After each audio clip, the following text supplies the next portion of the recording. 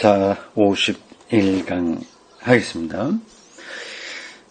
제가 가지고 있는 책 250쪽입니다.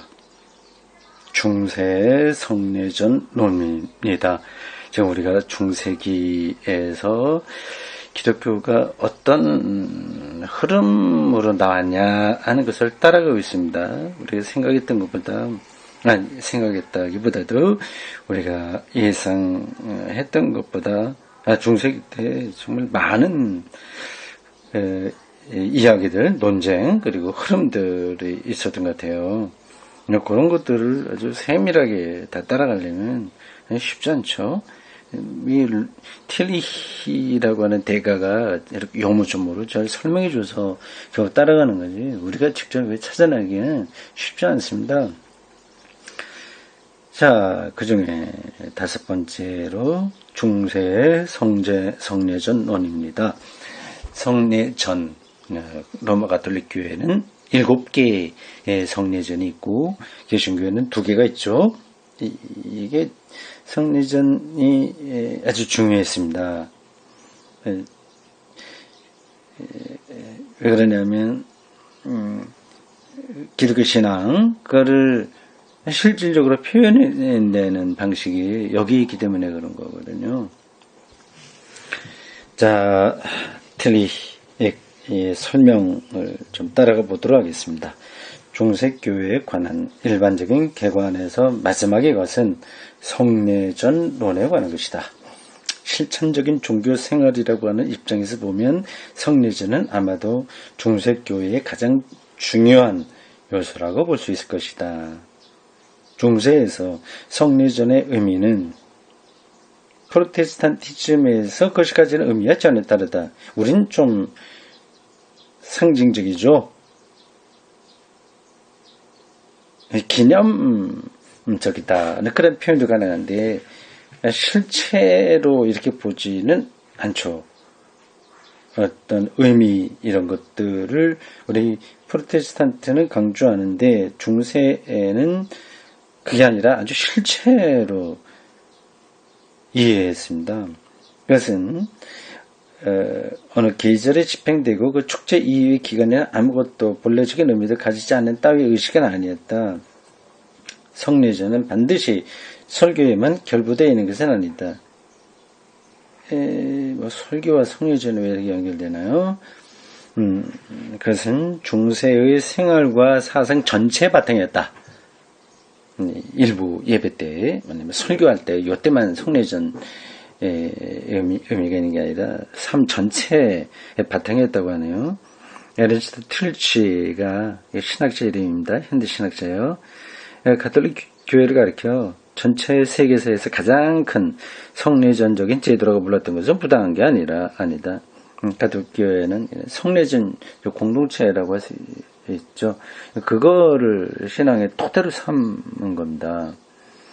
근데 우리가 보기에는 좀 형식적이다, 좀 어떻게 보면 또 미신적이다 할 정도로 그들은 그러한 성례전적인 체제를 완벽하게 가졌습니다.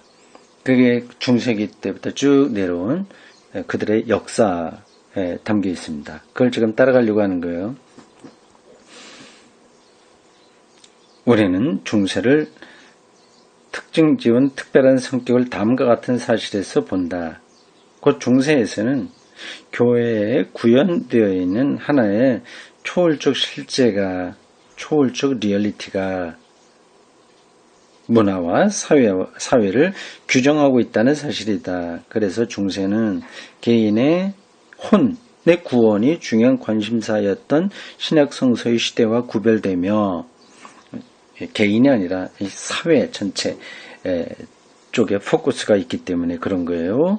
또한 사람들이 현실을 신적인 근거의 표현이라고 이해하고 세계를 변화시키려고 노력하지 않았던 비잔틴 제국의 시기와도 구별되었다.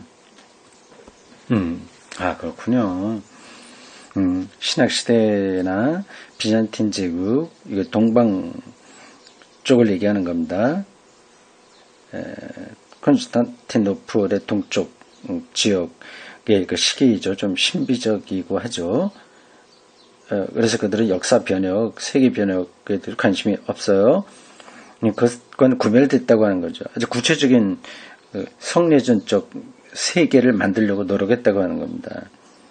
이렇게 절기도 교회력 따라서 이제 완벽하게 이제 구성돼야 되는 거죠. 그리고 또한 중세는 세계와 삶의 인간 이성에 의해서 규정되고 인간이 세계의 중심에 선 근대와도 구별되었다. 요 중세기에 그런 특징들이 있네요. 또한 중세는 정신이 영원한 것, 불변적인 것을 탐구한 초기 그리스적 시대와도 구별된다. 복잡합니다. 지금 설명이요.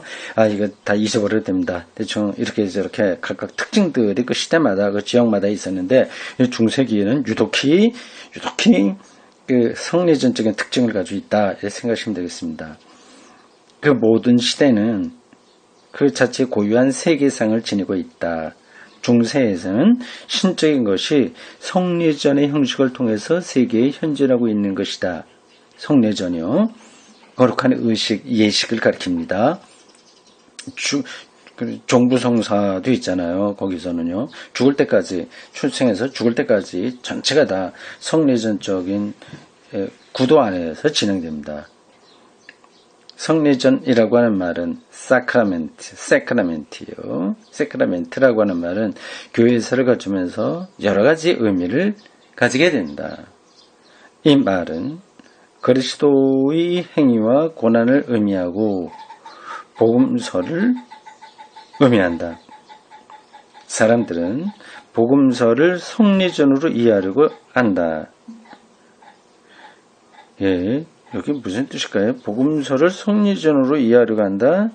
그래서 성경 자체도 성례전 쪽으로 이해하려고 한다는 건데, 그리고 거룩한 사건이라고 하는 뜻일까요? 성례전적 시각으로 그걸 본다는 거예요. 또한 성례전은 성소의 상징과도 관계되기도 하고 교회 건축의 상징적 의미 그리고 교회에서 수행된 모든 행위를 뜻하기도 한다. 그런데 성례전은 성스러운 것이 현존하는 모든 것을 의미한다. 고 이해하시면 되겠습니다. 성례전은 성스러운 것이 현존하는 모든 것을 가리키네요. 이게 교회도 당연히 성례적인 거고 성경도 그렇고요. 두루두루 기독교인의 삶의 전체에 기들어 있는 거죠. 그래서 중세를 특징 짓는 것은 성스러운 것이 성례전에 현존한다는 사실이다.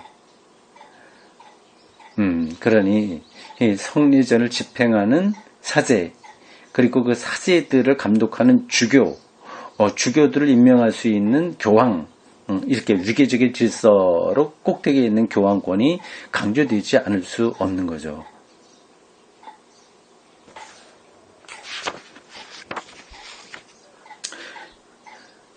성례전은 히에라르키아의 객관적인 힘 안에 현존하는 그리스도의 객관적인 은총의 선물 또는 은총의 수단을 대표한다. 은총의 선물, 우리는 이것을 새로운 존재의 실제적인 여러 힘이라고 일컬어도 좋을 것이다. 바로 이 은총의 선물은 모두 히에라르키아 안에 그리고 그것을 통해서 현존한다. 말이 확 와닿진 않죠. 괜찮습니다. 새로운 존재라고 하는 이 텔리히의 독특한 표현으로 이 은총을 설명하고 있네요. 어떤 새로운 것을 경험하는 것, 그것이 은총이라고 할 수 있죠. 갑시다. 성례전에서 기본적인 성례전적인 실제, 곧 신의 계시인 수육이 계속된다. 수육, 성육이라고 보통 표현하는 겁니다. 인카네이션입니다. 거룩한 것이 사물에 깃든다 혹은 사물이 되었다, 육체를 입었다 이런 뜻이에요. 모든 이런 시각이 이제 잘못하면 미신적으로도 갈 수 있는데, 그러나 이 사물들, 세계 질서들을 신비롭고 거룩하게 보는 시각이라고 하는 점에서는 우리가 중세 사람들에게서 좀 배워야 될 점이죠. 오늘은 모든 것들이 세속화돼 갖고 이 거룩한 것이 다 말살돼 버리죠. 다 분석 해체돼 버리죠. 모든 성례전 안에 초월적 종교적 성격을 가진 실체가 현존하고 있다. 물, 빵, 포도주 따위의 대상이나, 여기서 물은 성수를 가리키죠.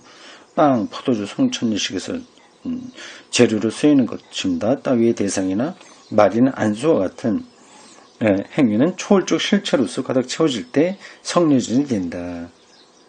이 실체는, 초월적 실체는 병을 낫게 하는 액체와 같은 것이다. 성례전은 다음과 같이 정의된다. 원죄와 자기 자신의 죄에 의해서 받은 상처에 대해 신은 치유의 수단으로서 성례전을 제정했다고 말이다.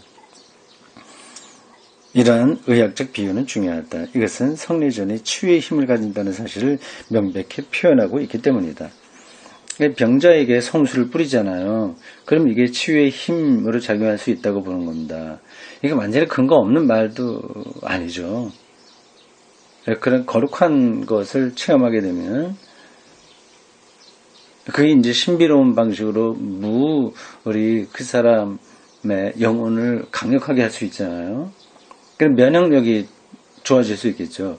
그런 방식으로 치유가 가능한 겁니다.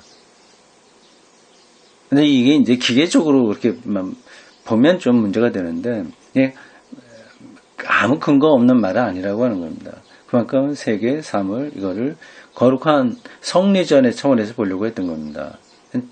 괜찮은 시각이에요. 제가 성례전, 특히 성만찬 집행할 때 이 물과 포도주와 빵, 이것의 영적인 의미를 여러 가지로 설명하지 않습니까? 이것을 먹고 우리가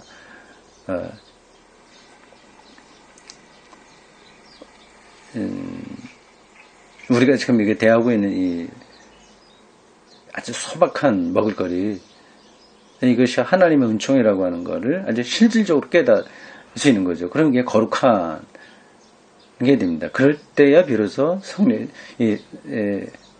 성찬식은 성례전이 되는 거죠. 12세기에 이르기까지 성례전적인 행위는 많았다.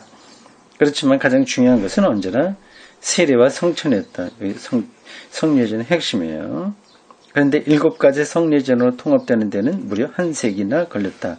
그것도 나중에 7가지가 들어온 거군요. 처음부터 있었던 게 아니라 이때부터 성례전, 중세기 때 그게 이렇게 점점 포함된 것 같습니다. 이때부터 성례전이라고 하는 말은 다만 7가지에만 적용하게 되었다. 정리를 해낸 거죠. 그렇지만 성례전이란 이 개념의 분행한 협애화를 의미한다. 어려운 한자를 썼군요. 번역할 때 이게 좁힌다는 뜻입니다. 협애화를 의미한다. 우리는 이러한 좁은 개념에 대해서 거룩한 것의 현존으로서의 성례전이라는 보편적 개념을 간직하지 않으면 안 된다. 확장시켜야 되는 거죠. 줄이는 게 아니라 딱 7가지로 축소시키는 게 아니라 모든 존재하는 것의 거룩함을 발견해야 되죠. 교회에서는 이러한 의미의 성례전적 행위가 변함없이 시행되고 있다. 다시 말해서 성례전은 신적인 것의 현존이 특별한 방식으로 경험되는 행위다. 멋진 표현이에요. 밑줄 치고 여러분들이 몇 번 반복해서 읽을만 합니다. 성례전은 신적인 것의 현존이 특별한 방식으로 경험되는 행위다. 아침 밥을 먹으면서도 그런 경험을 할 수 있는 거죠. 7가지 성례전이 제정된 데에는 여러 가지 이유가 있는데 그 이유는 여러 가지 형태로서 전통 속에서 실천적, 교회 정치적, 심리학적 면에서 그리고 그 밖의 면에서 고려될 수 있다. 이 7가지로 한정하게 된다는 여러 가지 복합적인 이유가 있다고 하는 겁니다. 로마 교회는 7가지 성례전이 있고 프로테스탄트 교회는 2가지 성례전이 있고 앵글리칸 교회는 세 가지 성례전이 있다. 아, 그래? 앵글리칸이가 성공했는데 세 가지라고 하면 한 가지가 더 뭔가요? 제가 잘 모르겠네요.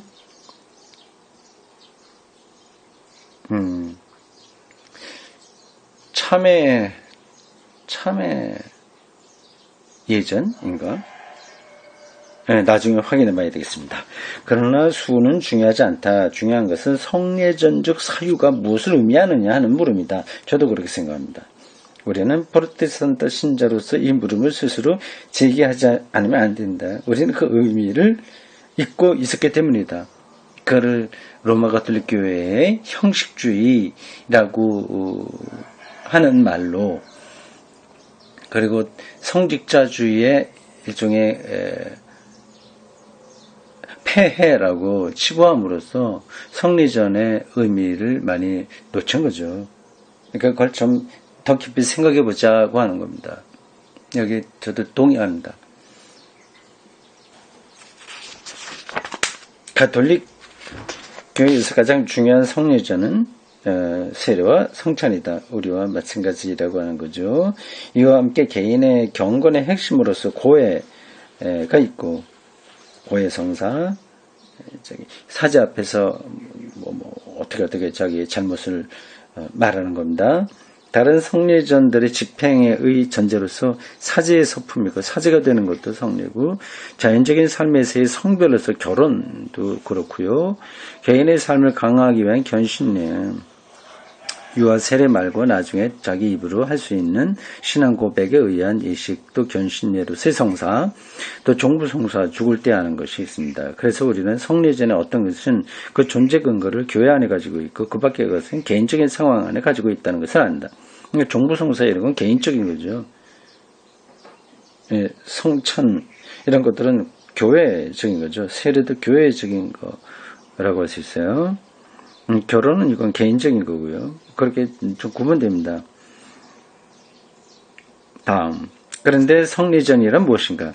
그것은 치유의 수단으로서 신에 의해 제정된 가시적 감각적 표시인데, 그 안에서 신의 불가시적 은총이 가시적 사물의 덮개에 쌓여서 활동하고 있다.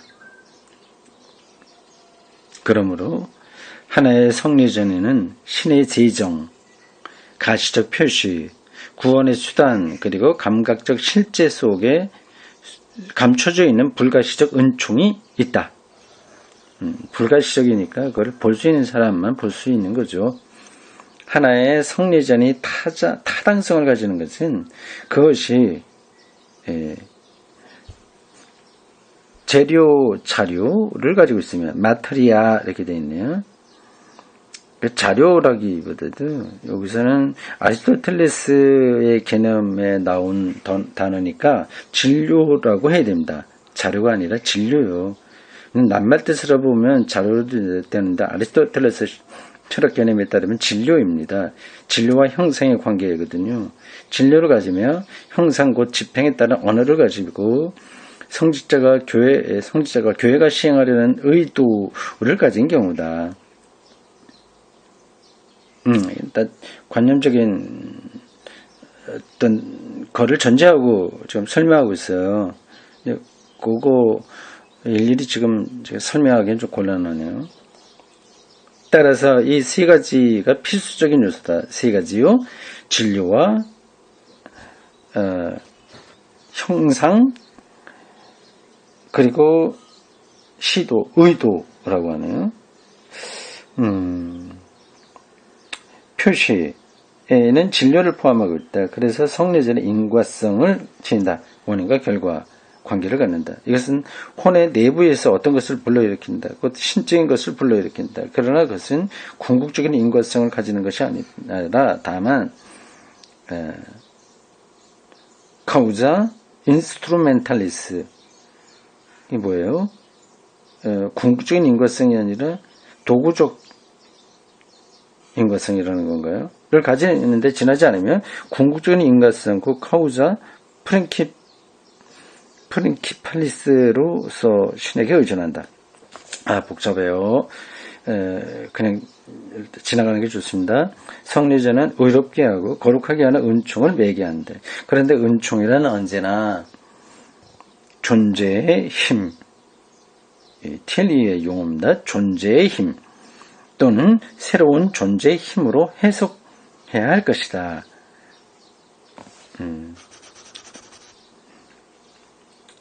인의와 성화는 칭의와 성화는 가톨릭에서는 동일한 것이지만 프로테스탄트에서는 아주 구별되어 있다. 뭐 프로테스탄트가 무조건 구별하는 건 아니에요. 은총고 신적인 존재, 인의와 성화가 갑자기 여기 나오는지 모르겠어요. 어쨌든 은총고 신적인 존재의 힘은 성례전에 의해서 혼의 본질 속으로 혼의 가장 내부의 중심으로 스며든다. 의롭게 하고 거룩하게 하는 은총을 받아들이는 길은 성례전을 통하는 이 길밖에 없다. 성례전은 혼의 가장 내부의 중심으로 침투하는 실체에 의해서 또는 정신의 여러 가지 다른 기능에 영향을 미친다. 실체에 의해서 혼 또는 정신의 여러 가지 다른 기능에 영향을 미친다. 성례전은 지성을 신앙으로, 의지를 희망으로, 존재 전체를 사랑으로 이끌어간다. 네, 성찬을 바르게 이해하고 참여한다면 그래서 믿음과 희망, 사랑 이걸 경험하게 되는 거죠. 성례전이 이러한 효과를 내는 것은 엑스 오퍼라토 그것의 단순한 집행에 의해서 뿐이지 어떤 덕목에 의해서는 아닌데 성례전을 그와 같은 것으로 믿는 신앙 이외에는 신에 대한 인간의 특별한 관계로서의 신앙도 어떠한 주관적 가치도 존재하지 않는다. 무슨 말인지 모르겠어요. 주관적 행위는 최소한으로 환원된다. 하나의 의식, 성례전 의식으로 집행되니까 주관적 행위는 최소화된 거 공공의 의식이 세리머니가 중요하다는 것 같아요. 은총에 저항하지 않은 사람이라도 성례전이 신의 은총을 전제하는 것이라는 사실을 부정만 하지 않는다면 신의 은총을 받을 수 있다.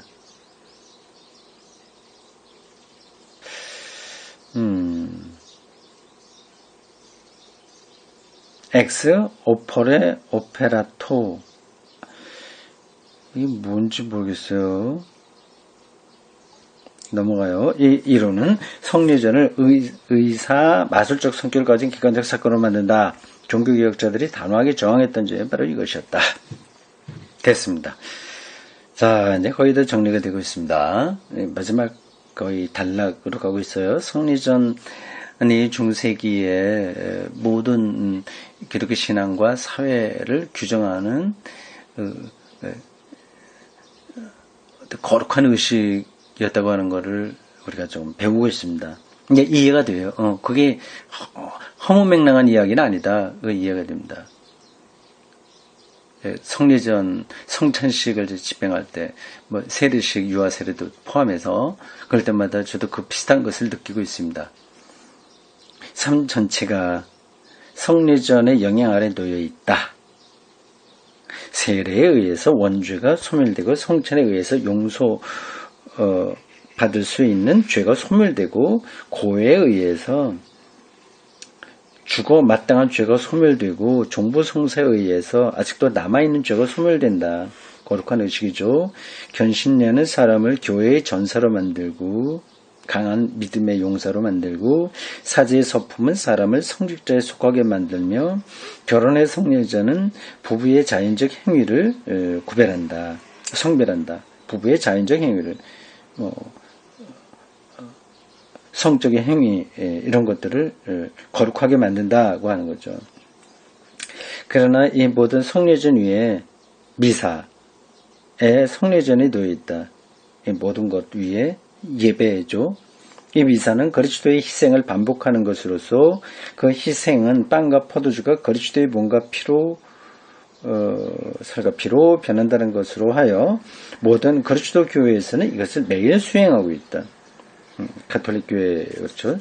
동방교회도 물론 그렇고 성공회도 그렇지 않겠습니까? 근데 개신교만 매일 하지 않고 있어요. 미사는 교회에 의해서 신적인 것의 현존의 바탕이며 교회가 가지는 성리전적인 히에라르키아의 힘의 바탕이다.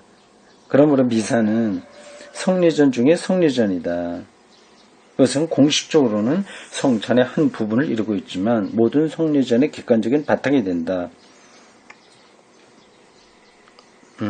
이런 점에서 성리전에 기초한 예배가 중요하죠. 그러니까 예배는 성리전의 확장이다. 이렇게 봐야 됩니다. 왜냐하면 미사에서 화켈의 데움, 그 빵과 포도주로서 신을 만든다는 성자의 힘이 표출되어 있기 때문인데, 이것이 바로 중세교회가 섰던 바탕이었던 것이다.